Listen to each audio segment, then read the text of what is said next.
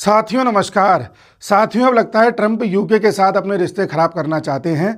Trump ने UK से कहा है कि यूके को डिगो गार्सिया पर पूरी तरह से कब्जा कर लेना चाहिए, जबकि यूके कहता है कि हम उसे केवल 99 साल के लिए लीज पर लेने को तैयार हैं, 99-100 साल के लिए।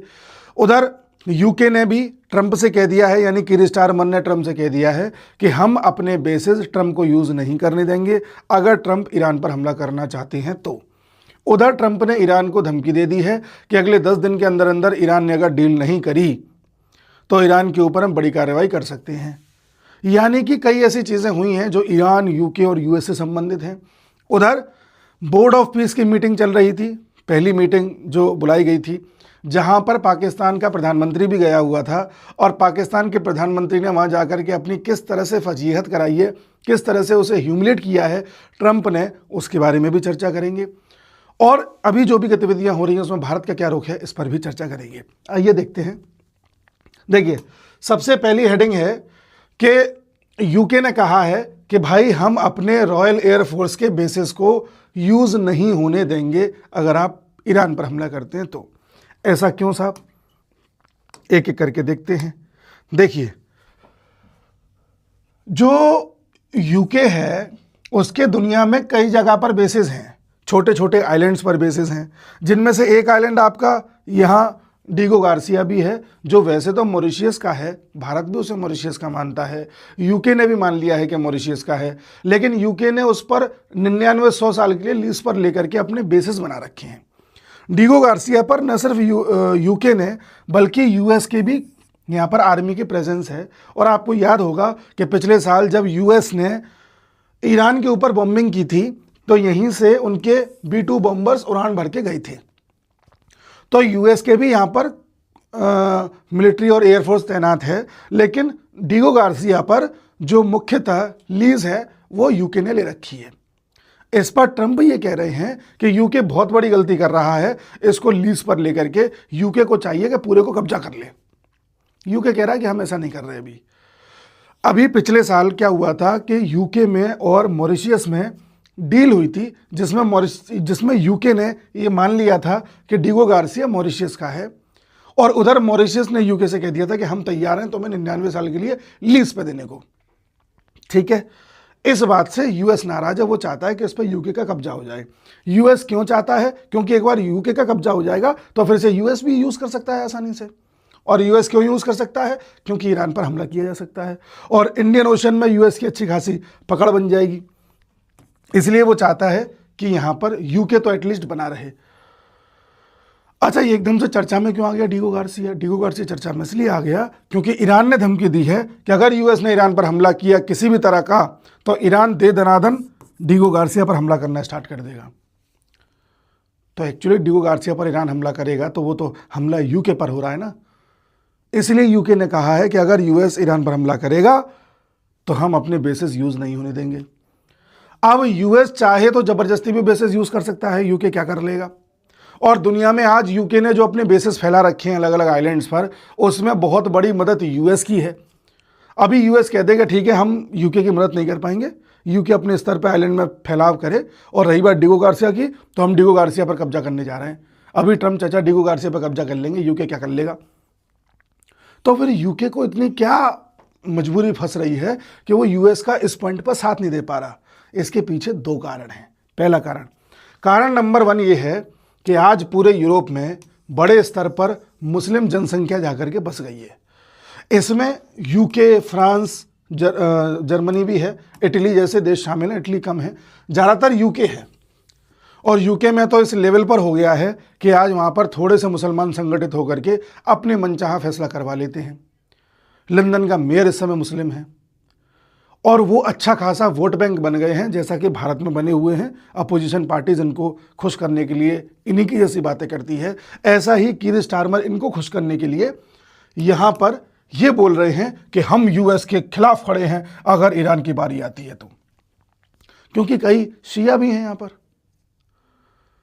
तो वहाँ की रीजनल पॉलिटिक्स पर असर पड़ जाएगा अगर यूके ने यूएस का साथ दे दिया तो ऐसी स्थिति में यूके क्या करेगा? फिर करेगा ये कि यहाँ पर गुड कॉप बैड कॉप खेला जाएगा।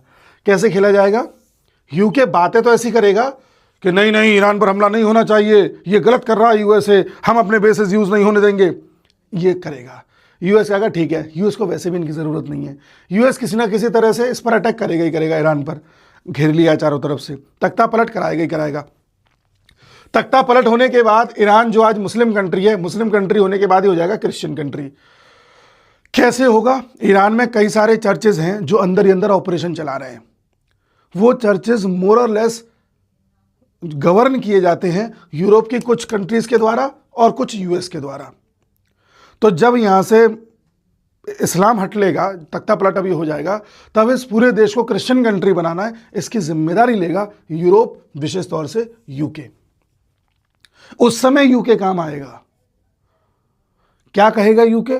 कि देखो ईरान पर ये तख्ता पलट करा के यूएस ने ठीक नहीं किया, हम इस चीज़ को पसंद नहीं करते। यूएस क्या कर दिया, जा जो करना कर लो, हम ईरान के साथ खड़े हैं, ईरान के लोगों के साथ खड़े हैं, ईरान हम तुम्हारी मदद करने आ रहे हैं। उसके नाम पर ये पैसा लेकर के जाएंगे ईरान में, यूके वाले पैसा लेकर के जाएंगे, चर्चेज में पैसा दिया जाएगा, लोगों को पैसा दिया जाएगा कि हम तुम्हारी मदद के लिए आए हैं, हम तुम्हारे साथ खड़े हैं, और ऐसे ही धीरे धीरे क्रिश्चियंस में कन्वर्ट किया जाएगा। जैसे भारत में याद कीजिए मदर टेरेसा, याद कीजिए नॉर्थ ईस्ट में कैसे मिशनरीज गई थी। तो ये दोनों मिलके काम कर रहे हैं, यूएस और यूके।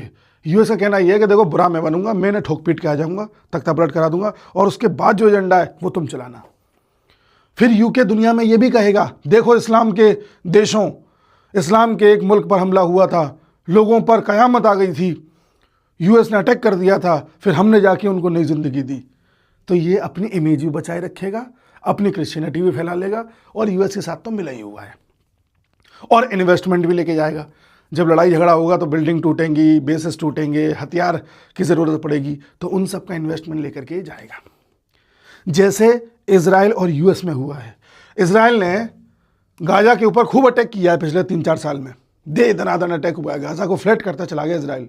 यूएस ने खूब खिलाफत करी, कभी खिलाफ कभी साथ, कभी खिलाफ कभी साथ, कि नहीं इजराइल ऐसा मत करो। बीच में ट्रंप ने बहुत धमकी दी थी नेतन्याहू को कि ऐसा मत करो, गलत कर रहे हो, ऐसा मत करो। कहने से क्या होता है, नेतन्याहू ने कहा मैं कर लेता हूँ। जब पूरा फ्लैट कर दिया लगभग, अब आने वाले समय में आप देखोगे यूएस की कंपनी जाकर के यहाँ इन्वेस्टमेंट करेंगी। यही तो चाहिए था।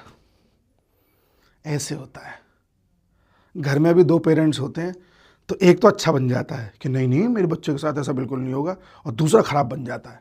ऐसे करके बच्चा पाला जाता है। तो ये चीज़ें चल रही है। तो ये तो बेवकूफ़ बनाने वाले काम है कि हम बेसिस नहीं देंगे, ये नहीं देंगे।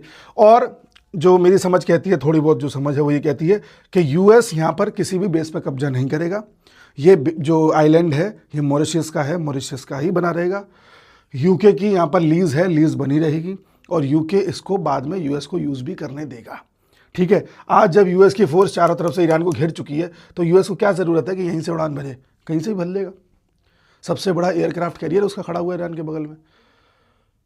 तो ये पूरी बात है। पहला टॉपिक तो ये जो आज डिस्कस करना था। दूसरा यही है कि ट्रंप कह रहे हैं कि ये डिगो गार्सिया को आप इस तरह से मॉरिशस को मत दो, उसे कब्जा लो, अपने पास ही रखो। तो इस बात पे बहस हो रही है, दिखावटी बहस है। इसके बाद आइए ये जो भिखारी हैं इनके पास, भिखारियों का कहना ये है, भिखारी का जो एक तरह से ख्वाजा आसिफ है, इसने ये कहा अभी 2 दिन पहले बयान दिया है कि नई दिल्ली और काबुल दोनों मिले हुए हैं और ये पाकिस्तान पर एक साथ अटैक कर सकते हैं, पाकिस्तान पर युद्ध के बादल मंडरा रहे हैं। ये इसने बयान दिया। ठीक है, इसकी शक्ल दिखाऊं? शक्ल है नहीं शायद। बहरहाल इसने इस तरह का बयान दिया। अब ये ख्वाजा आसिफ ने इस तरह का बयान क्यों दिया, और ये बयान वो पिछले कुछ दिनों में कई बार दे चुका है। ख्वाजा आसिफ ने ऐसा इसलिए दिया क्योंकि आज यूएस में बोर्ड ऑफ पीस की मीटिंग हो रही थी, जहां पर शहबाज शरीफ गया हुआ था, यानी पाकिस्तान गया हुआ था। शहबाज शरीफ के ऊपर ये दबाव है, आसिम मुनीर के ऊपर ये दबाव है कि पाकिस्तान अपनी आर्मी भेजे गाजा में पीस कीपिंग के लिए। अब पीस कीपिंग वाले बोर्ड में तो तुम शामिल हो गए हो, क्योंकि तुमको भीख चाहिए होती है, तलवे चाटने होते हैं, तो ट्रंप की चमचागिरी करने के लिए तुम शामिल तो उसमें हो गए।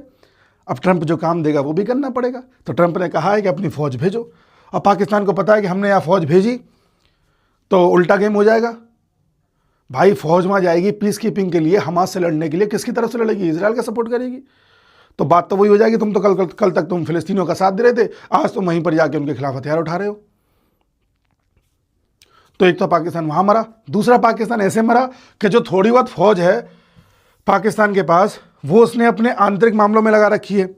पाकिस्तान को कितने मामलों में निपटना है, बलूचिस्तान से निपटो जो उसका क्षेत्र है, खैबर पख्तूनख्वा से निपटो, वहाँ भी आग लगी हुई है, अफगानिस्तान वाले कभी भी हमला कर सकते हैं, ठीक है। इधर कल को ये अपनी फौज भेज देगा गाज़ा में तो वहाँ बड़ा सेक्शन फौज का चला जाएगा। इधर ईरान का डर लगा हुआ है, कहीं ऐसा ना हो कि ईरान और यूएस का युद्ध जब हो तो यूएस ये बोल दे कि अपनी फौज का एक पीस यहाँ भी लगा दो जिससे कि ईरान से हम युद्ध कर सकें। और पाकिस्तान ने सऊदी के साथ डील कर लिया, डिफेंस पैक्ट कर लिया है पिछले साल कि सऊदी पे कोई भी आफत आई तो पाकिस्तान खड़ा हुआ है, ठीक है। तो ऐसी स्थिति में अगर मान लो ईरान के साथ युद्ध ज़्यादा बढ़ गया यूएस का तो हो सकता है ईरान सऊदी पे भी अटैक करे, सब पे अटैक करे, क्योंकि इतिहास में देखा गया है कि यहाँ जब एक देश पर युद्ध आता है तो वो एक देश तक सीमित नहीं रहता, कई देश उसमें आते हैं फिर लपेटे में। तो अगर ईरान ने सऊदी पर एक भी मिसाइल चला दी फिर सऊदी पाकिस्तान से कहेगा कह रहे ईरान को घेरो बगल से, तो पाकिस्तान यहां भी फंसा। और ऐसी स्थिति में भारत कब अपना पीओके ले लेगा ना पता भी नहीं चलेगा। तो पाकिस्तान तो एक तो बदनाम होना है, दूसरा उसको फौज न भेजनी पड़े, इसलिए क्या नाम है, पाकिस्तान का पीएम शहबाज शरीफ के यूएस जाने से पहले ख्वाजा आसिफ ने यह कहा है कि हमारे ऊपर युद्ध के बादल मंडरा रहे हैं, ताकि यूएस को संकेत मिल जाए कि हम फौज नहीं भेज पाएंगे, हम खुद संकट में हैं। पहला तो ये, और दूसरा यूएस में जाएंगे तो यूएस से कुछ सपोर्ट भी ले आएंगे, कह रहे देखो हम पे संकट है, यूएस हमारा सपोर्ट करो, हमारा सपोर्ट करो। भिखारी है ना, भिखारी जब तक ये नहीं दिखाएगा कि देखो मैं संकट में हूं तब तक भीख कैसे मिलेगी। इतना यूएस भी जानता है कि इंडिया कब क्या कैसे करेगा। तो ये एक ड्रामा है इनका, ठीक है। अब इसी ड्रामा के क्रम में शहबाज शरीफ आज गया हुआ था बोर्ड ऑफ पीस में अटेंड करने के लिए, वहां 5 बार ये ह्यूमिलेट हुआ है, 5 बार। इनमें से आपको एक दिखाता हूं, इसका फोटो देखो। ट्रंप ने इससे कहा शहबाज शरीफ आप खड़े होइए प्लीज, और बहुत देर तक खड़े रखा, ऐसे खड़ा किया जैसे टीचर खड़ा करता किसी स्टूडेंट को, खड़े हो जाओ। और ये जी सर, यस, ओ यो यस, मतलब ऐसा लग रहा था कि एक पालतू कुत्ता है पाकिस्तान यूएसए का, ठीक है। कहने को 1947 में 2 देश आज़ाद हुए थे, पाकिस्तान और इंडिया, है ना, ब्रिटिशर से तभी आज़ादी मिली थी। तब से पाकिस्तान कहाँ पहुंचा कि उनके तलवे चाट रहा है, और भारत कहाँ पहुंचा कि इन्हें मजबूर कर रहा है भारत के साथ डील करें और भारत की शर्तों पर करें। ये होती है प्रोग्रेस। अब इसने अपनी फजीयत कहाँ कराई है वो भी देखें। पहली फजीयत तो कराई है जब ये यहाँ पर जा रहा था यूएस, पाकिस्तान का पीएम, तो इनके ऑफिस से एक ट्वीट किया गया और उस ट्वीट में यूएसए को लिखा गया, यूनाइटेड स्टेट्स ऑफ अमेरिका को लिखा गया यूनाइटेड स्टेट्स ऑफ अमेरिकाज। देखो यूनाइटेड स्टेट्स ऑफ अमेरिकाज। तो अंग्रेजी की दिक्कत इन्हें शुरू से है। पहला तो इन्होंने बेइज्जती यहाँ कराई है, दूसरी बेइज्जती इन्होंने कराई है कि हाँ मिस स्पेलिंग हुई है। उसके बाद कॉन्फ्रेंस में जब शहबाज शरीफ खुले तौर पर डोनाल्ड ट्रंप की तारीफ कर रहा था कि ये बहुत ग्रेट लीडर हैं, यही मैन ऑफ पीस हैं, यही शांति लाते हैं, इन्होंने ही साउथ एशिया में कई जानों को बचाया है, इन्होंने 25 मिलियन जिंदगियों को बचाया है, और इन्होंने ही भारत पाकिस्तान के युद्ध को रुकवाया है। इस तरह से इन्होंने बातें करके पाकिस्तान के पीएम ने यूएस के ट्रंप के जिस तरह से तलवे चाटे हैं दुनिया के सामने इसका मजाक बनाया। उसके साथ ही जब ट्रंप ने कहा खड़े हो जाओ, फिर कुछ बातें करी तो इसका मजाक बनाया है। उसके अलावा जब फोटोग्राफ हो रहा था, ग्रुप फोटोग्राफ, तो पाकिस्तान के पीएम को तीसरी लाइन में खड़ा किया था, वो भी सबसे उस तरफ कोने की तरफ जहां स्पॉटलाइट नहीं पड़ता। तो इसमें भी इसकी बेइज्जती हुई। और साथ ही ट्रंप ने बाद में बोला कि आई लाइक दिस मैन, ये Shahbaz Sharif, and praised Pakistan field marshal Asim Munir. Pakistan के आसिम मुनीर की तारीफ करी।